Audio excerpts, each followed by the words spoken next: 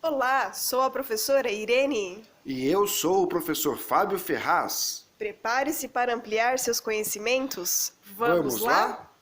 Na aula de hoje, nós iremos falar sobre as aves, que é um dos grupos dos vertebrados que pertence ao reino animal. As aves, de forma geral, nós podemos dividir como aves não voadoras, também chamadas de ratitas, ou as aves voadoras, os pássaros verdadeiros, que nós chamamos de carinatas. Mas antes de falarmos sobre as ratitas, que são os avestruz, ema, pavão, pinguim, galinha e pato, ou mesmo de falar das carinatas, que são as que voam, como exemplos, tucano, cardeal, gralha, corrupião, bem-te-vi, calopsita, arara, papagaio, águia, beija-flor e todos os demais que voam. Então, as aves que voam nós chamamos de carinatas. As aves que não voam nós chamamos de ratitas. E só lembrarmos que os vertebrados são subdivididos em peixes, anfíbios, répteis, aves e mamíferos. Nós estamos no grupo dos mamíferos, mas a aula de hoje é sobre as aves. Transformação.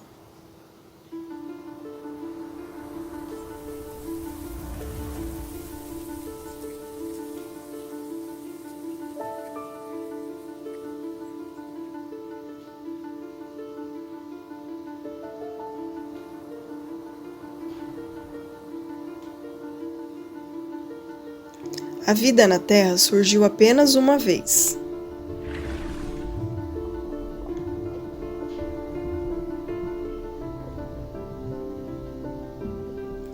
Toda vida é um produto da mudança evolutiva.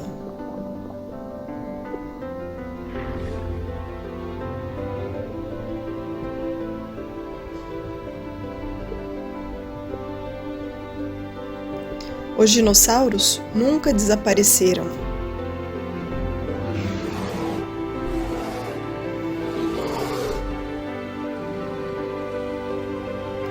Um grupo de dinossauros deu origem aos animais que chamamos de aves.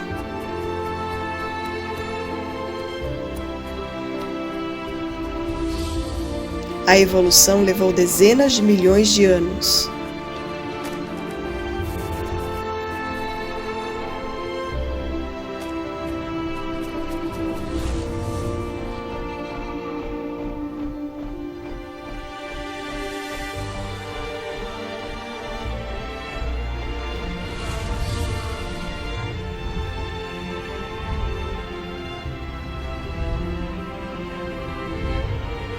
No passado antigo, dinossauros e aves extintas viviam juntos.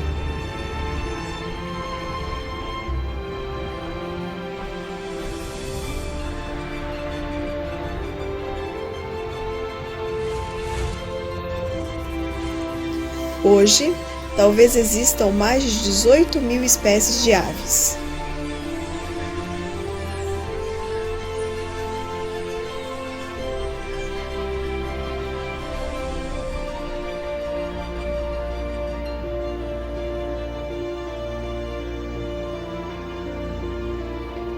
A era dos dinossauros é agora.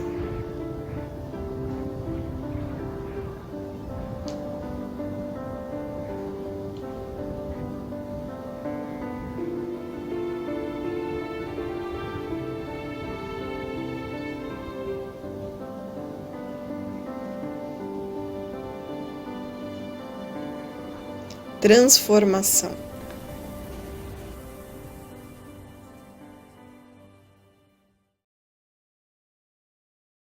Para isso, precisamos do conceito de ancestralidade comum, que é bem simples. Ele consiste em assumir que, ao invés das formas de vida que habitam o planeta terem sido todas criadas ao mesmo tempo, elas são todas descendentes de um ancestral comum. E isso faz todo o sentido biológico. Nós, por exemplo, fazemos parte de um grande grupo de animais que tem ossos internos e tubo nervoso nas costas, os vertebrados. Temos inclusive fendas branquiais, como dos peixes ósseos, que se fecham quando ainda estamos na barriga da mãe, ou dentro do ovo no caso da galinha. Dentro dos vertebrados, desde os peixes já punham os ovos, mas sem casca. Ou seja, o nosso ancestral em comum com as aves também punha ovos, já que é mais fácil assumir que todos os vertebrados faziam isso e nós, os mamíferos, paramos, do que assumir o contrário, que todos os animais inventaram os ovos. Mas no caso dos peixes, seus ovos não têm casca porque o embrião que está dentro deles precisa trocar oxigênio com a água para crescer. E mesmo os peixes que passaram a viver em terra, vulgo anfíbios, como salamandras e sapos, continuam com essa casca mole para respiração. Por isso anfíbios ainda precisam de água ou ambientes extremamente úmidos para poder se reproduzir. Quem resolveu esse problema foram os répteis, que passaram a produzir uma casca dura de cálcio por fora da camada mais externa de tecido do embrião, chamada de coriolantoide, que é aquela pelinha branca que fica grudada no ovo cozido quando descascamos ele. Essa camada, além de ser chata para tirar do ovo cozido, forma a casca protetora e ainda deixa passar oxigênio para dentro do ovo e gás carbônico para fora. E todos os grupos de vertebrados que evoluíram a partir dos répteis herdaram esse ovo com casca. A mesma casca que o togepi só abre mão quando vira togetic. Isso inclui nós, mamíferos. Sim, a equidna e o ornitorrinco, que são mamíferos, ainda não têm placenta e se reproduzem colocando ovos. E colocar ovos também inclui os dinossauros, que sabemos que faziam isso por causa de vários ninhos fossilizados e embriões bem formadinhos. E inclui as aves, que evoluíram dos dinossauros e herdaram o ovo, que veio bem antes da galinha. Aliás, as aves herdaram muito mais do que o ovo, como já descrevemos no Nerdologia sobre Jurassic Park. Por isso mesmo, se tivesse alguma chance de recuperar o DNA incompleto dos dinos em âmbar, ele deveria ser complementado com o DNA de aves, e não de anfíbios. Pena que recuperar esse DNA não é possível, como já explicamos. Mas não fique chateado, graças à evolução ainda tem esperança. Como as aves são descendentes dos dinossauros, isso quer dizer que ainda tem DNA de dinos dentro delas. Inclusive o DNA para fazer dentes, que as aves não usam mais. E algumas extintas já tiveram esses dentes. Algumas vezes a evolução entrega o passado no que chamamos de atavismo, quando uma característica ancestral volta a aparecer por causa de alguma mutação, como crianças que nascem com caudas ou cobras que nascem com patas. E no caso das galinhas, uma mutação chamada Taupid faz um atavismo bem curioso. Os embriões com essa mutação não passam dos 12 dias de vida, mas no processo, ao invés de desenvolverem bicos, voltam a desenvolver bocas e dentes bem parecidos com de répteis. Uma nova área inteira da biologia consiste em buscar características antigas inativadas no genoma, como desfazer a transformação da mandíbula em bico. Podemos não ter como recuperar o DNA de dinos, mas de repente podemos desprogramar o genoma dos dinos modernos a ponto de termos os dinos antigos. Aves não voadoras, ratitas. Não podem voar ou apresentam voo limitado, uma característica considerada secundária. São aves que não apresentam carena no osso externo.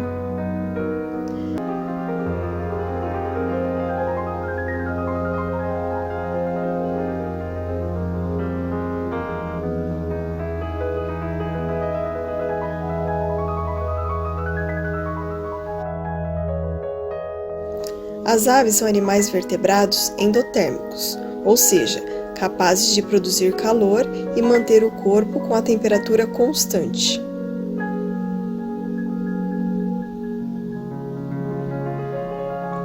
As aves são seres dioicos, gêneros diferentes, tendo um macho, espermatozoides, e uma fêmea, óvulos.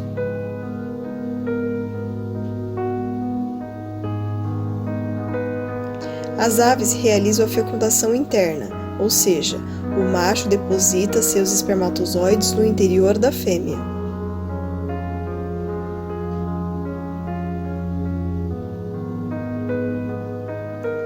Nas aves, o desenvolvimento é do tipo direto, ou seja, sem a fase larval. Os filhotes já nascem semelhante aos pais.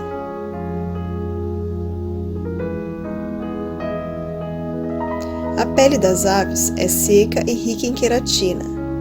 Essa queratina pode se organizar na forma de placa, garras e bico córneo.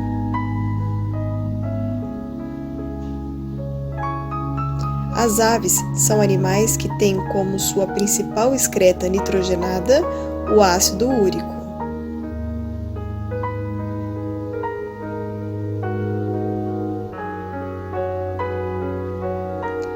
Essa excreta é retirada do sangue por meio dos rins e de lá é conduzido diretamente à uretra, onde é eliminado pela cloaca.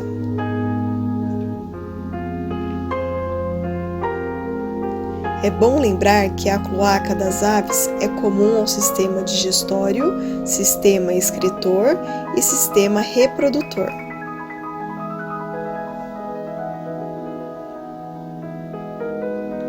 As aves são ovíparas, se reproduzem através de ovos.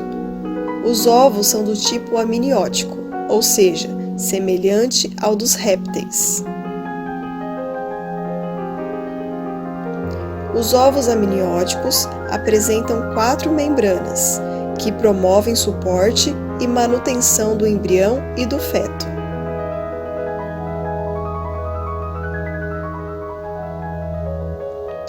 O ovo se forma na ave independentemente da fecundação, mesmo sem ter relação sexual.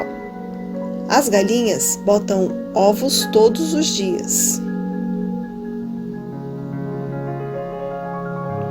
O ovo não fecundado é aquele que consumimos. Nos fecundados, a gema serve para a alimentação do embrião.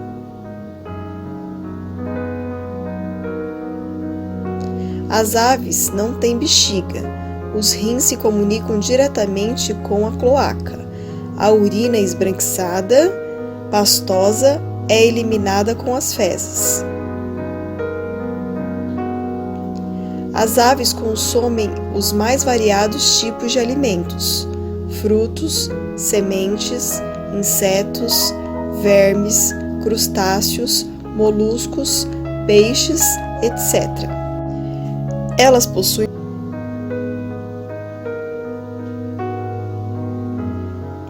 As aves apresentam um sistema nervoso central e periférico, com 12 pares de nervos cranianos. Têm visão bem desenvolvida. Aves voadoras, carinatas. São aves que apresentam uma quilha no osso externo, a carena. Possuem músculos peitorais desenvolvidos que são responsáveis pelo batimento das asas. As carinatas são aves que apresentam uma quilha no osso externo, chamado carena. Possuem músculos peitorais desenvolvidos.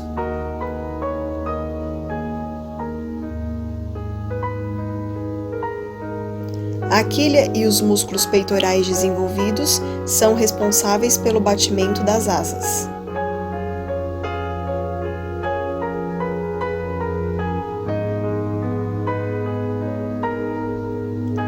As carinatas apresentam ossos pneumáticos, sacos aéreos e quilha. Todos os pássaros são aves, mas nem todas as aves são pássaros. Na base da traqueia há uma estrutura chamada siringe, responsável pelo canto, que é uma das formas de comunicação das aves.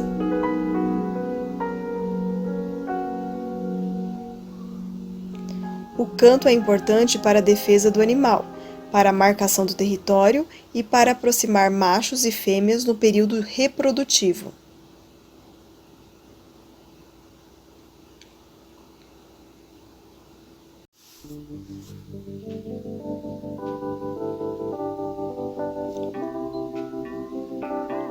Sete regras de vida que as águias podem te ensinar.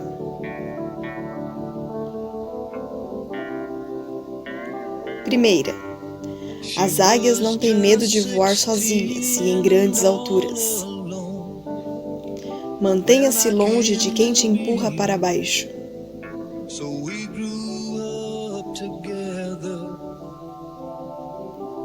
Segunda, as águias usam sua visão aguçada para encontrar suas presas. Concentre-se no seu objetivo e não em suas dificuldades.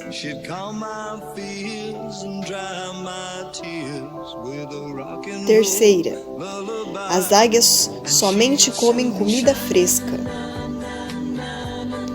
Não fique parado contemplando seus êxitos.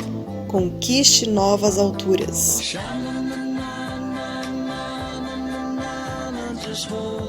Quarta, as águias não temem as tempestades. Use as tempestades para se melhorar e alcançar seus objetivos. Quinta, as fêmeas de águias testam a fidelidade dos machos. Esteja cercado apenas de pessoas honestas e leais.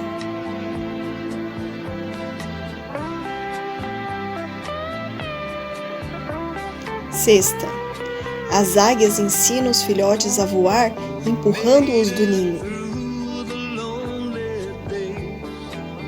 Para crescer e evoluir, precisas sair da sua zona de conforto. Sétima, quando as águias envelhecem, elas arrancam as suas penas velhas. Não continue arrastando contigo as coisas que você não precisa. Deixe o passado no passado.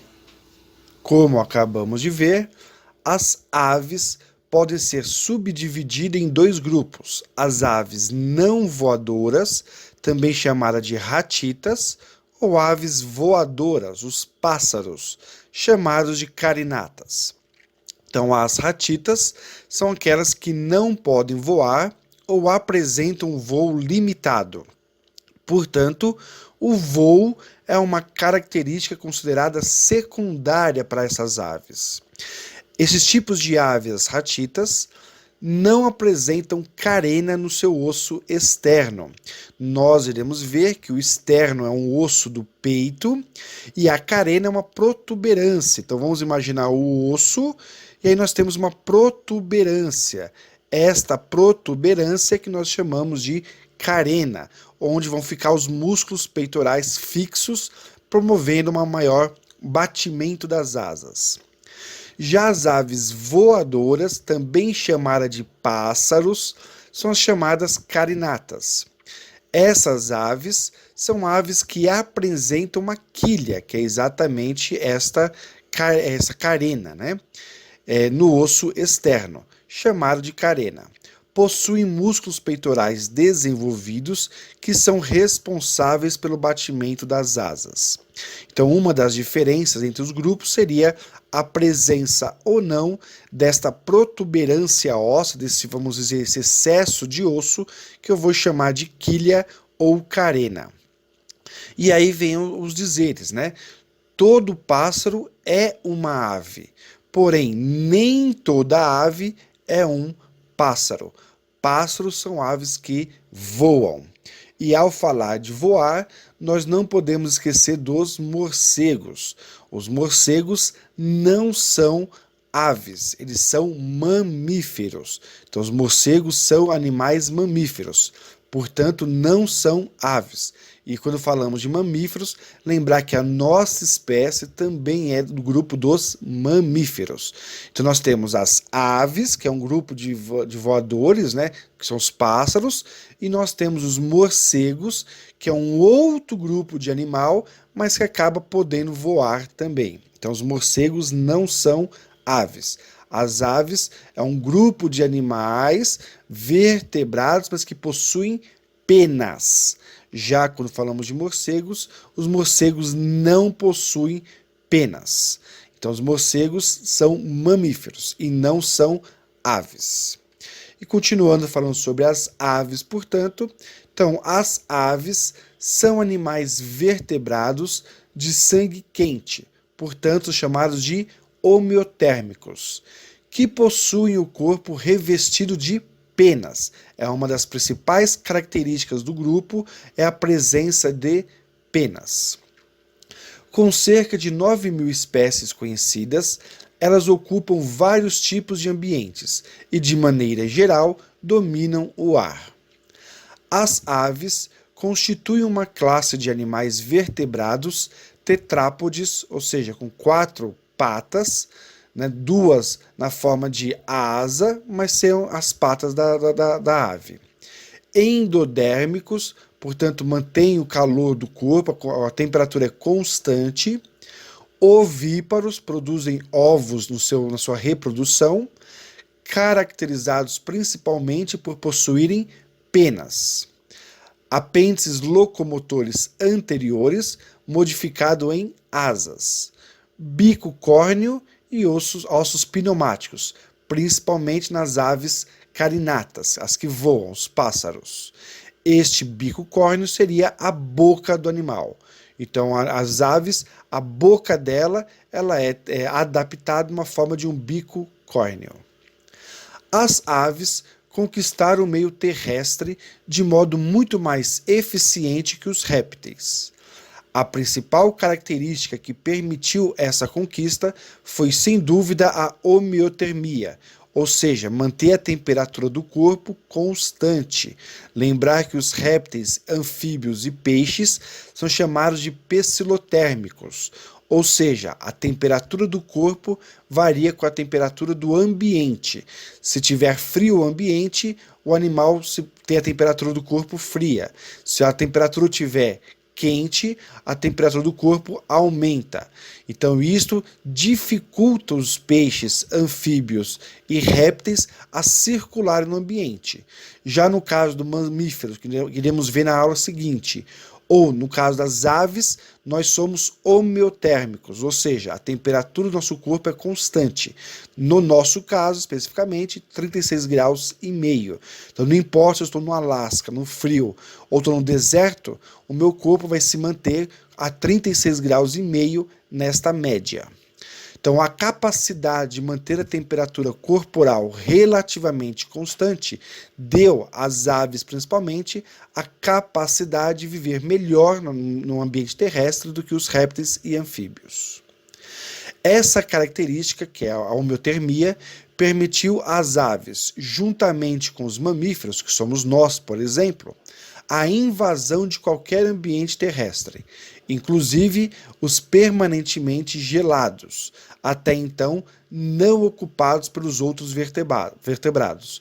Então, como eu falei, nós, os mamíferos, assim como as aves, temos aves, por exemplo, no ambiente congelado, que são os pinguins.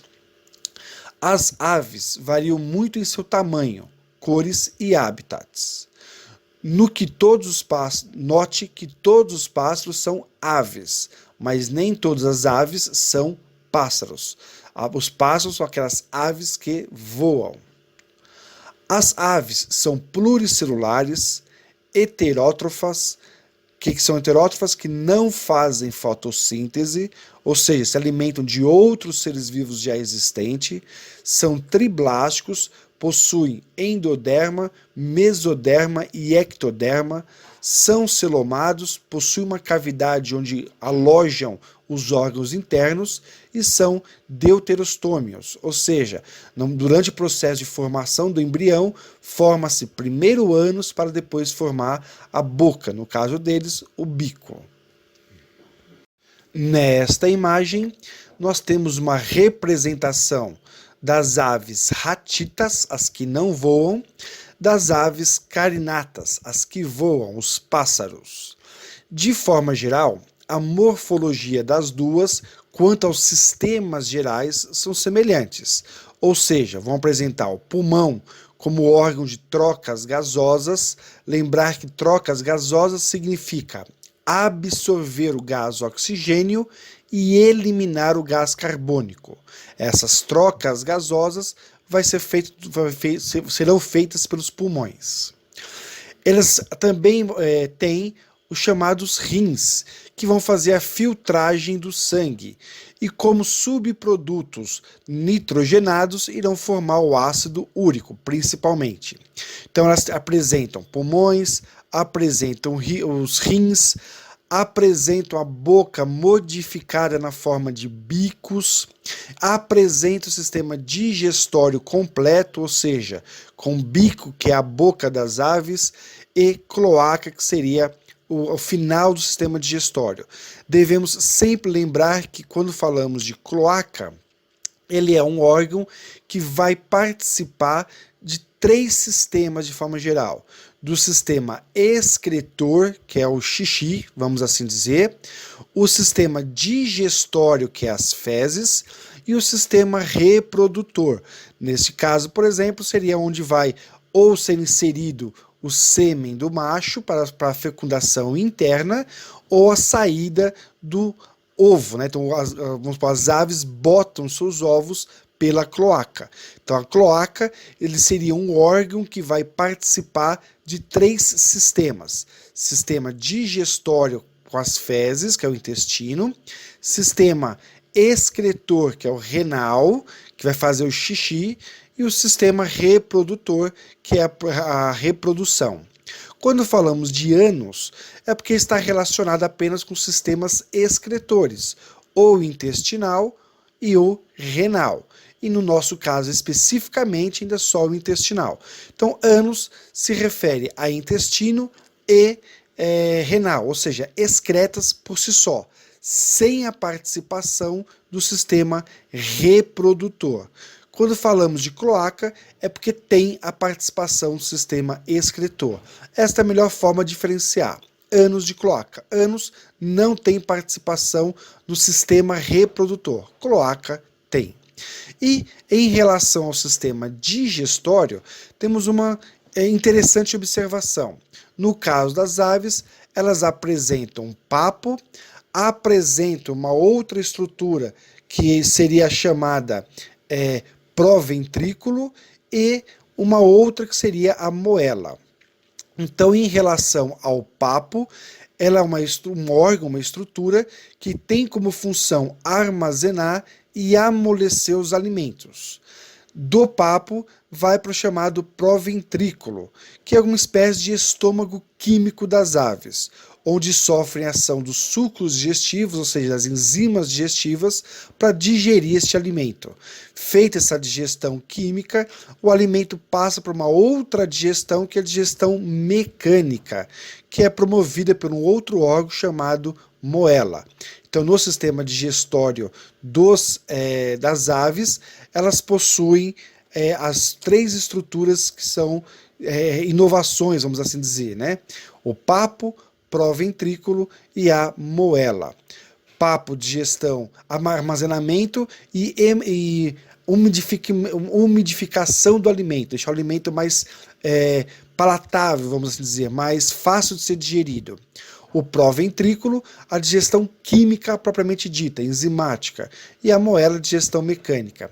E uma das razões que fazem as aves comerem pedrinhas, areinhas, é exatamente para promover a digestão mecânica, já que as aves não possuem dentes. Então, como elas não têm dente para mastigar o alimento, então elas comem pedrinhas, areinhas, para que essas pedras e areias façam o serviço dos dentes que elas não possuem. E vamos rapidamente falar sobre algumas estruturas presentes somente nas carinatas. Então, as carinatas, de forma geral, possuem os mesmos sistemas que as ratitas, mas com algumas especificações. Quais são essas especificações? Primeiro, a presença de sacos aéreos. Então, todo o corpo do animal ele é rodeado por sacos aéreos. E esses sacos aéreos, como vão armazenar ar, vão deixar o animal mais leve. Afinal, ar pesa bem menos que músculos. Então, uma forma de preencher o corpo do animal é introduzindo ar a este animal, fazendo com que ele fique mais leve. E aí facilita o seu voo. Então, uma outra característica são os ossos pneumáticos, que é o que nós chamamos de ossos ocos, né? Ou seja, o osso é oco. Então, o osso não é compacto, não é denso, ele é um osso leve. E a presença da carena ou quilha. Então, aqui nós temos, por exemplo, seria um osso externo. Esse osso sofre essa protuberância. Esta protuberância que nós chamamos de quilha ou carena. E esta quilha ou carena vão servir para fixar os músculos peitorais que são fortes, e aí a ave pode bater a asa para poder voar, e vai suportar essa quilha, vai suportar essa pressão. Então as aves vão ter mais segurança para bater suas asas. E as aves que não voam não têm essa quilha, não têm essa carena. E é exatamente pela presença dessa carena que nós chamamos de aves carinatas. Então, as carinatas, essa palavra vem de carena. E carena é exatamente essa protuberância óssea, essa quilha que está no osso externo. Então tem o osso externo e essa protuberância, esse, vamos dizer assim, esse excesso de osso, nós chamamos de quilha ou carena. Então essas são as principais diferenças. As carinatas apresentam ossos pneumáticos, que são ossos ocos, leves, sacos aéreos, penas todas têm, e com carena, que é esta quilha. Já as ratitas, os ossos não são pneumáticos, ou a maioria não é pneumática, não possuem sacos aéreos, a pena faz parte do grupo das aves, mas não apresentam a carena ou esta quilha. Portanto, não voam, têm dificuldade de voar. Então, ratitas não voam, carinatas adaptadas para o voo.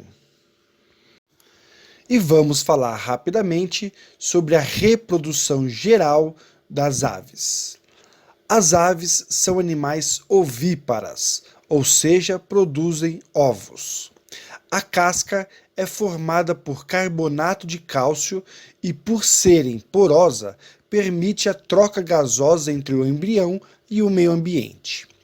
A cloaca é o órgão responsável pela postura dos ovos. A fecundação é interna e ocorre antes que o óvulo seja revestido pela casca calcária.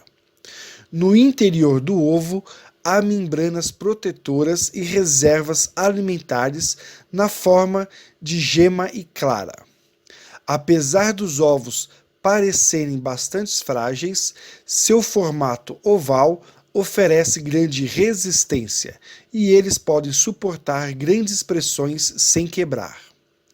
Como os ovos são pesados e incômodos de carregar, as fêmeas botam os ovos assim que são fertilizadas, quase sempre em um ninho construído para proteger o ovo contra predadores e para mantê-lo aquecido durante o desenvolvimento do embrião.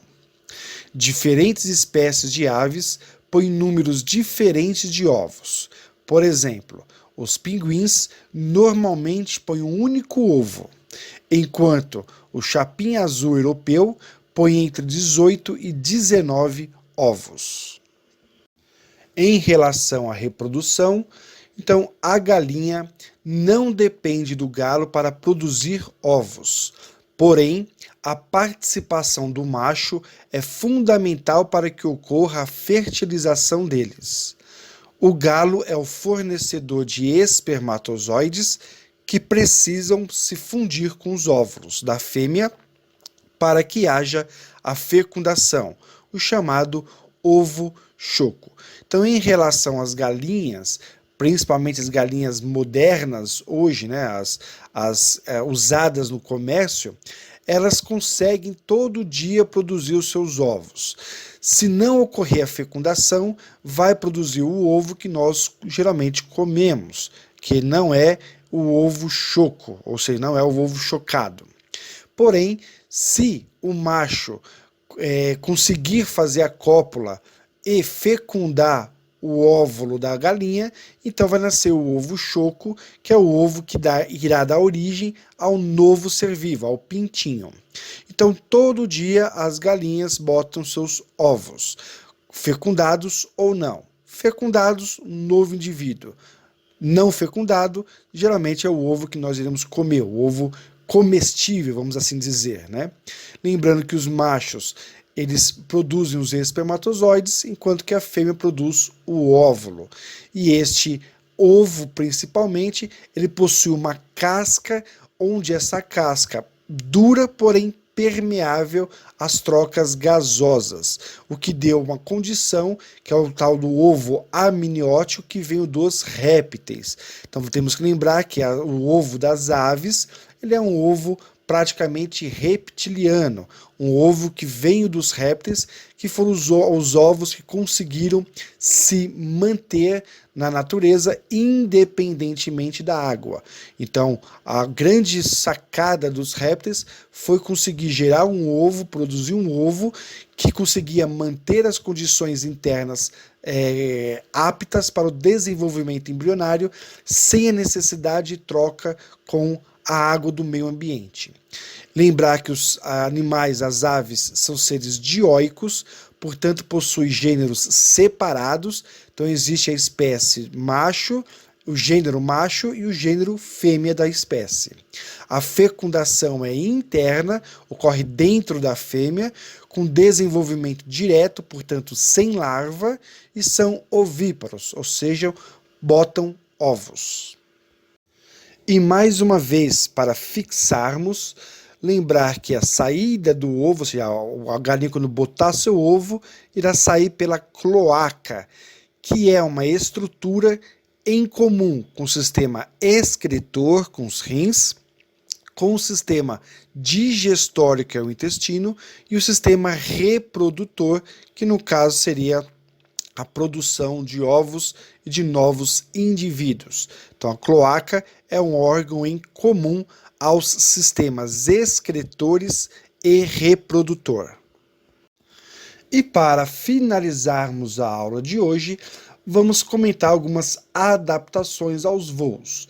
Então, primeiro, a endotermia, o controle da temperatura, ou seja, os animais, as aves, são homeotérmicas. Desenvolvimento das penas, que foi para todas as aves, que faz parte do grupo das aves. Aquisição de ossos pneumáticos, os ossos ocos, mais leves. Perda, atrofia ou fusão de ossos e órgãos, o que torna também o animal mais leve. Aquisição de um sistema de sacos aéreos. A postura de ovos sendo imediata, ou seja, os ovos eles são pesados. Com a postura imediata, torna o animal também mais leve. Presença de quilha, que seria a expansão do osso externo, na qual se prendem os músculos que movimentam as asas, a famosa quilha ou carena. Ausência de bexiga urinária. Então as aves não possuem bexiga urinária, logo não acumulam água no seu interior. Então automaticamente que produzem o ácido úrico, já eliminam, deixando o animal também mais leve. A importância do voo, né? Então o voo é uma importante adaptação das aves que lhe permite habitar diversos ambientes, fugir dos predadores, buscar novas fontes de alimentos, aumentar o campo visual, realizar migrações quando as condições ambientais se tornam desfavoráveis, como no período de inverno, por exemplo. A capacidade de voar que as aves apresentam pode ser divididas em carinatas e ratitas. Carinatas que voam, ratitas as que não voam. E falar de uma glândula que as aves possuem, algumas aves possuem, são chamadas glândulas uropigianas. Fica próxima à base da cauda, onde a ave passa o bico, recolhendo essa secreção gordurosa, passando nas penas para impermeabilizá-la e dar flutuabilidade ao animal. E atua também na lubrificação do bico, evitando que ele fique quebradiço.